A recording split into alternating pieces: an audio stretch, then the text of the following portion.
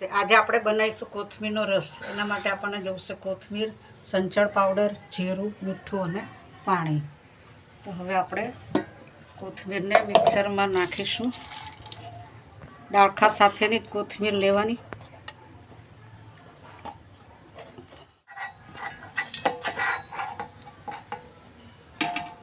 હવે આપણે એમાં થોડું પાણી એડ કરીશું.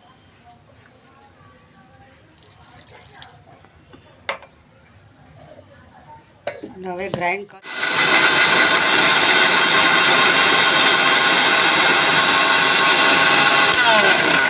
પાણી નાખીશું. કેમ કે પહેલાંથી પાણી નાખી દઈએ તો એ ગ્રાઇન્ડ ના થાય, એટલા માટે આપણે થોડું થોડું પાણી લેવાનું. હવે આપણે એને ગાળી લઈશું.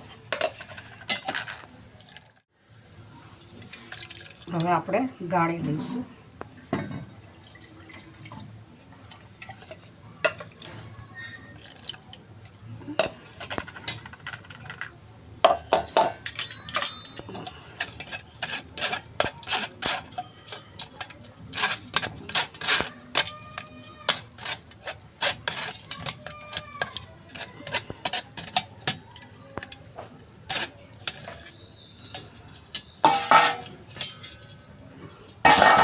હવે આ પાણીનો રસ નીકળી ગયો છે. હવે આપણે એને ગ્લાસમાં કાઢીશું. હવે આપણે એમાં મીઠું નાખીશું, જીરું પાવડર નાખીશું, સંચળ નાખીશું. હવે આપણે એને હલાવી નાખીશું.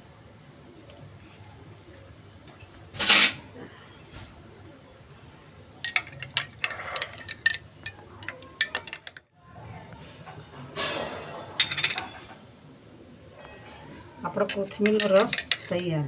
હવે આપણે એના ગુણધર્મ વિશે વાત કરીશું.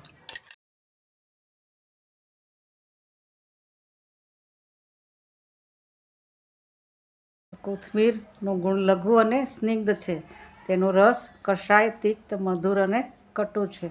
તેનો વિપાક મધુર છે અને તેનું વીર્ય ઉષ્ણ છે. છતાં પણ તે ત્રિદોષ શામક છે અને પાચન શક્તિ ધરાવે છે.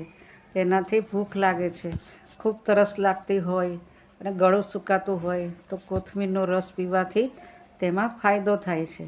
તેનાથી પેટમાં રહેલા કૃમિ પણ મટે છે, કૃમિનો નાશ થાય છે. બંને પ્રકારના થાઇરોઇડમાં પણ તે ખૂબ જ ફાયદો આપે છે. બંને પ્રકારના થાઇરોઇડની અંદર તેનું પાણી પીવું જોઈએ. કિડની માટે પણ તે ખૂબ જ ફાયદો કરે છે અને શરીરની ત્વચાનો પણ તે નિખાર લાવે છે. તેનાથી ઊંઘ પણ સારી આવે છે અને હાર્ટ માટે પણ ખૂબ ફાયદાકારક છે. તે પ્રોટીન, આયર્ન, ફાઇબરથી ભરપૂર છે, જેના કારણે આંતરડા માટે ખૂબ ફાયદાકારક છે. તેમાં વિટામિન એ અને સી છે, જેથી તે રોગપ્રતિકારક શક્તિ પણ ધરાવે છે. શરદી ખાંસીમાં કોથમીરને ઉકાળીને પીવી જોઈએ. એનર્જી પણ આપે છે અને હોર્મોન્સનું બેલેન્સ કરે છે. આમ જોવા જઈએ તો કોથમીર આપણને શરીર માટે ખૂબ જ ફાયદાકારક છે. જો તમને અમારી રેસીપી ગમી હોય તો અમારી channel the Bhavsar kitchen and આયુર્વેદાને સબસ્ક્રાઈબ કરો, અમારા વિડીયોને લાઈક કરો, કોમેન્ટ કરો અને શેર કરો. Thank you.